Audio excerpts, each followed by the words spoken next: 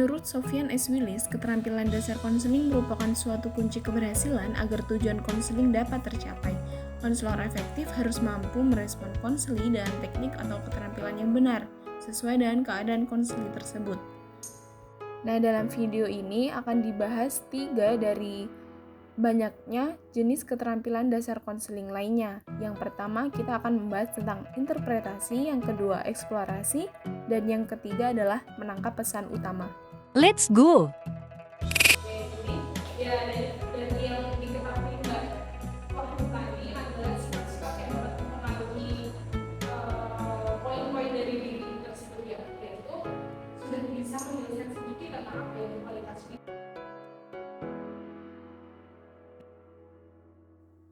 Nah, yang pertama ada interpretasi. Interpretasi sendiri adalah upaya konselor dalam mengulas pikiran, perasaan, dan perkataan konseli dan merujuk pada teori-teori.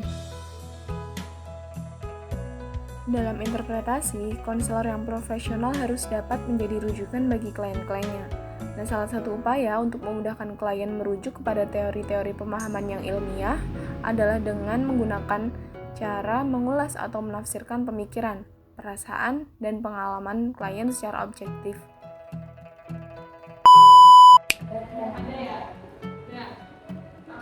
Kira-kira kalian di sini pernah nggak sih berperilaku yang kira-kira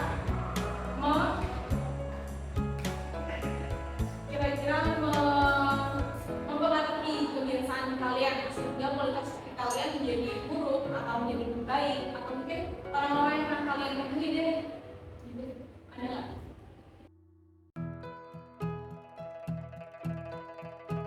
Yang kedua adalah eksplorasi. Nah, eksplorasi sendiri di sini merupakan sebuah upaya yang dilakukan oleh konselor dalam menggali informasi yang sulit diungkapkan oleh klien dikarenakan rasa takut dan cemas, dan lain sebagainya. Nah, istilah eksplorasi juga berarti penelusuran. Keterampilan ini sangatlah penting karena dalam konseling, terkadang klien menyimpan rahasia, menutup diri, dan diam seribu bahasa, ataupun tidak mampu dalam mengungkapkan pendapatnya secara terus terang. Nah, dan melalui keterampilan inilah akan memungkinkan klien untuk bebas berbicara tanpa rasa takut, tertekan, dan terancam. Nah, selanjutnya, eksplorasi sendiri memiliki 3 macam jenis, yaitu yang pertama adalah eksplorasi perasaan. Eksplorasi perasaan ini merupakan keterampilan konselor untuk menggali perasaan klien yang tersimpan.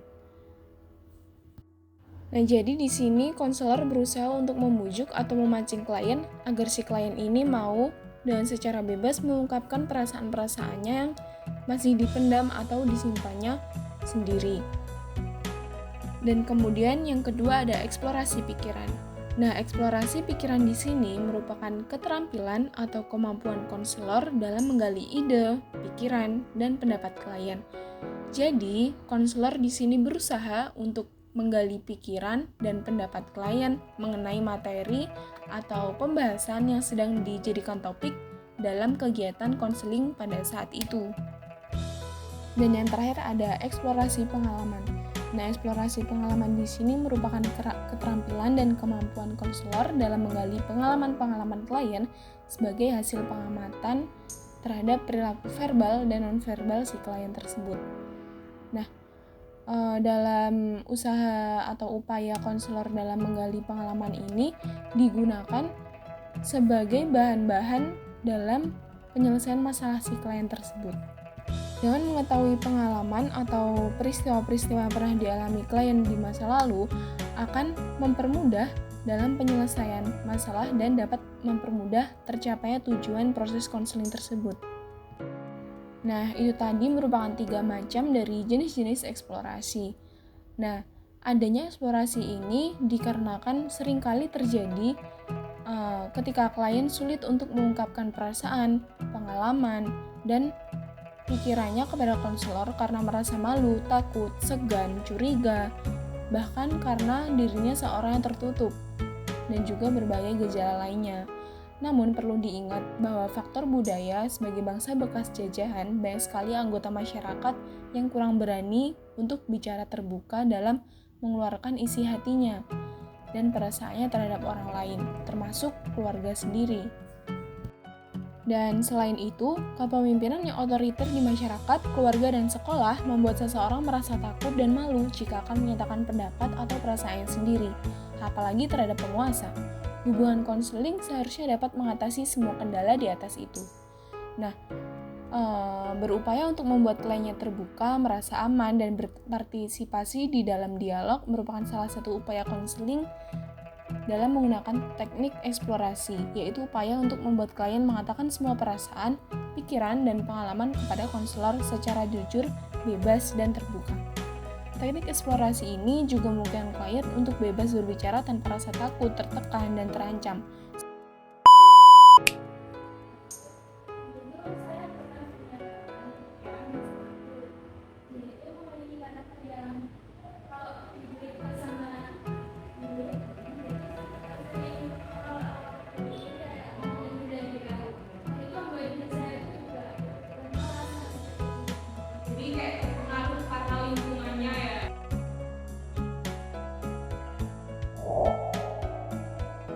Nah, yang terakhir adalah menangkap pesan utama.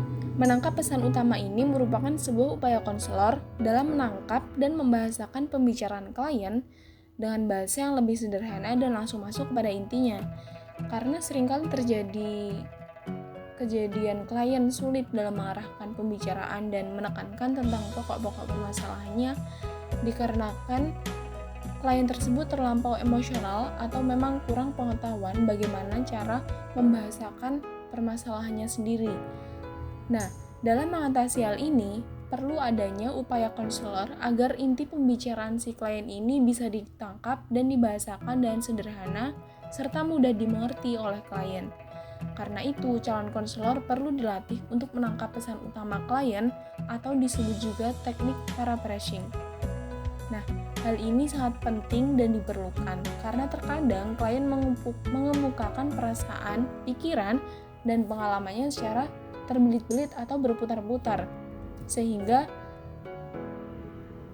penyampaiannya sangat terlalu panjang. Nah, intinya adalah konselor dapat menyampaikan kembali inti pernyataan klien secara lebih sederhana dan mudah dimengerti. Nah, kemudian teknik menangkap pesan utama ini juga memiliki tujuan utama, yaitu mengatakan kembali pada klien bahwa konselor bersamanya dan memahami apa yang diungkapkan oleh si klien. Nah, jadi pada tujuan yang pertama ini, untuk meyakinkan klien bahwa ada konselor yang bersamanya dan selalu memahami apa yang diungkapkan oleh klien. Nah, tujuan yang kedua adalah mengedepankan apa yang dikemukakan oleh klien secara ringkas. Jadi, seperti konselor berupaya untuk menegaskan kembali apa yang telah dikemukakan oleh si klien secara ringkas namun jelas. Nah, kemudian yang ketiga adalah mengarahkan dialog pembahasan konseling. Nah, jadi tujuan yang ketiga ini adalah untuk mengarahkan dialog pembahasan konseling agar tidak keluar dari topik-topik pembahasan yang sudah ditentukan dalam konseling tersebut. Nah, kemudian yang terakhir adalah pengecekan kembali persepsi konselor tentang apa yang dikemukakan oleh klien. Nah, jadi di sini konselor dapat mengecek kembali apakah persepsi yang dipikirkan oleh konselor tentang apa yang dikemukakan oleh klien ini sudah sama dengan apa yang dipikirkan oleh klien. Apakah pikiran antara konselor dan klien ini sudah dapat menyatu dan memahami satu sama lain. Nah, itu tadi sedikit penjelasan ringkas mengenai interpretasi, eksplorasi, dan menangkap pesan utama yang merupakan 3 di antara sekian banyaknya keterampilan dasar dalam konseling.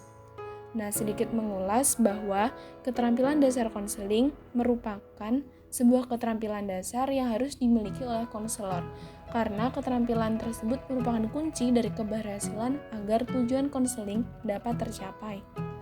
Nah, artinya setiap konselor harus mampu menerapkan keterampilan-keterampilan dasar konseling karena keterampilan dasar tersebut sangatlah berpengaruh terhadap keberhasilan konseling juga dalam mencapai tujuan awal diadakannya program konseling tersebut. Nah, juga dengan harapan lain bahwa konseli dapat memecahkan masalahnya sendiri demi perkembangan optimal dirinya sendiri. Karena seperti yang kita tahu bahwa Konseling itu memandirikan klien, bukan menuntun klien. Terima kasih, semoga ilmunya dapat bermanfaat bagi kita semua. Amin.